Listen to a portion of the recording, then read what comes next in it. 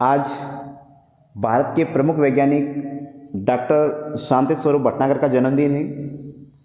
उसी के उपलक्ष्य में हम उनके जीवन की जो प्रमुख तथ्य है उनके बारे में बात करेंगे।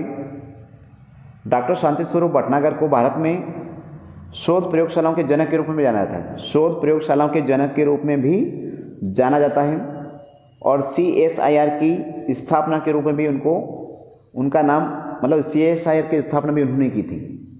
तो आइए शुरू करते हैं डॉक्टर शांति स्वरूप भटनागर के बारे में। डॉक्टर शांति स्वरूप भटनागर का जन्म पाकिस्तान के मतलब ब्रिटिश भारत के पाकिस्तान के शाहपुर क्षेत्र में 21 फरवरी 1894 को हुआ था। जब वो 8 वर्ष के थे तो उनके पिताजी की मृत्यु हो गई थी, जिसके बाद वो अपने नाना जी के घर चले गए। नाना जी पेशे से एक इंजीनियर थे, जिससे डॉक्टर शांति स्वरूप भटनागर के जीवन में विज्ञान और तकनीकी के क्षेत्र में रुझान बढ़ने लगा। जब उन्होंने अपनी प्रारंभिक शिक्षा पूरी की तो उस शिक्षा ग्रहण करने के लिए वो ब्रिटेन में चले गए। जब वो ब्रिटेन में गए तो वहाँ पर लंदन यूनिवर्सिटी में उन्होंने डॉक्टरेट की उपाधि धारण की, जिसके बाद वो वापस भारत में आए और भारत में बनारस हिंदू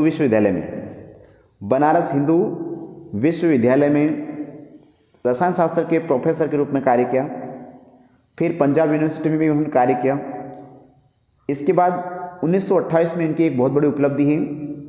KS माथुर के साथ मिलकर उन्होंने भटनागर माथुर इंटरफेस बैलेंस का आविष्कार किया। और इसके बाद उस समय भारत के प्रमुख वैज्ञानिक डॉक्टर होमी जहांगीर बाबा, जिनको परमाणु ऊर्जा का जनक कहते हैं, PC महालनोबिस और इसरो के संस्थापक विक्रम साराभाई, उनके साथ उनको कार्य करने का मौका मिला। स्वतंत्र भारत की बात करें तो स्वतंत्र भारत में 1947 में वैज्ञानिक और औद्योगिक परिषद यानी कि CSIR की स्थापना की उन्होंने।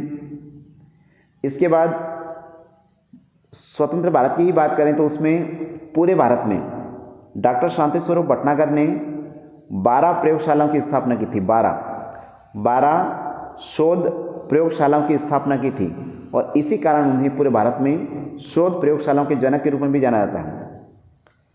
1954 में भारत सरकार ने उनके विज्ञान के प्रति उपलब्धि को देखते हुए 1954 में पद्म भूषण पुरस्कार से सम्मानित किया गया।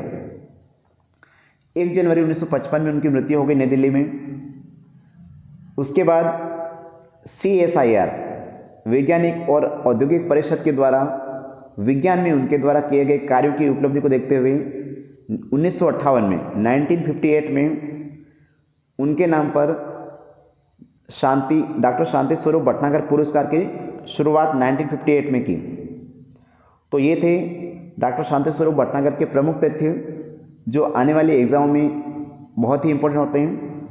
तो आज की इस कड़ी में बस इतना ही। सभी को बहुत बहुत धन्यवाद।